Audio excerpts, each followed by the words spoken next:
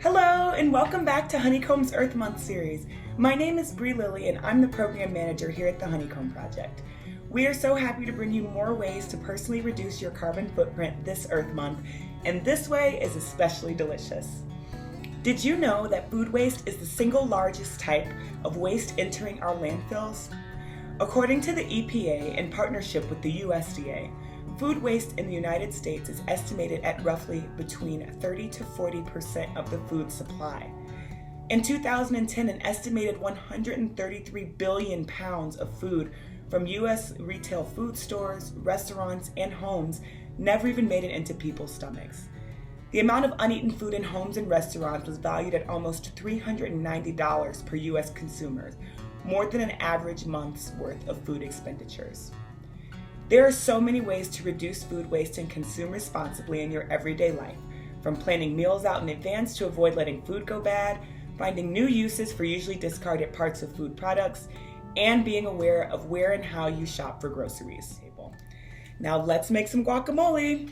This recipe is just a suggestion, so please feel free to add or leave anything out based on your preference.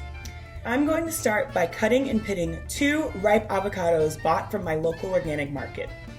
They should be soft enough to squeeze, but firm enough to keep their shape. Cut, pit, and scoop the flesh of the avocado into a bowl and add a generous sprinkle of salt. Don't mash it all down just yet. You can save this pit for later to plant and grow your own avocado tree. If you don't have enough room for that, that's all right. You can also dry and pulverize the pit and mix the granules with coconut oil to make an all-natural skin exfoliator. The peels are great for compost and will also give you silky soft skin if you rub it on a dry patch. Next, chop the end of the onion off with about 1.5 to 2 inches of onion still attached. You can plant this often discarded part of the onion to grow your own vegetables right in your kitchen. With good sunlight and patience, you can grow onions from onions in about 3 to 6 months. You'll want to dice your onions into smaller than bite-sized pieces like so. Go ahead and add these to your bowl. Next, cut your tomatoes into similarly sized pieces. I like to remove the seeds, put them on a paper towel to dry out, and save to plant later.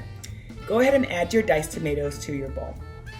Now I love spicy guacamole, so I chopped 2 jalapenos to put into mine. Depending on your spice preference, you may just want to use 1 or none at all. Go ahead and add your peppers to your bowl and set aside those seeds as well. Be careful not to touch your eyes before washing your hands. Next, finely mince a clove or 3 of garlic and add to your bowl. I use as much fresh garlic as possible in order to cut down on packaging from prepared garlic. If you do choose to use prepared ingredients, challenge yourself to find new and different ways to reuse their containers. Don't throw out your onion and garlic peels just yet. Here's a neat way to use them. Find an empty container and add about 2 to 3 handfuls of the peels. Add enough water to cover and soak the skins well. Onion and garlic peels have antioxidants and antimicrobial properties and contain many useful substances like sulfur, potassium, phosphorus, zinc, iron, and iodine. Allow these skins to soak for about 24 hours. After this time, strain out the water and use this as a liquid fertilizer. If you regularly fertilize your plants, use it once every 15 days to see the effect.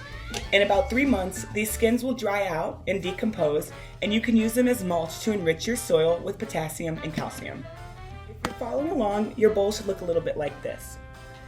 Go ahead and get your lime and add a fresh squeeze of lime juice and use that fork to mash all the ingredients together. I always like to zest my limes before I juice them.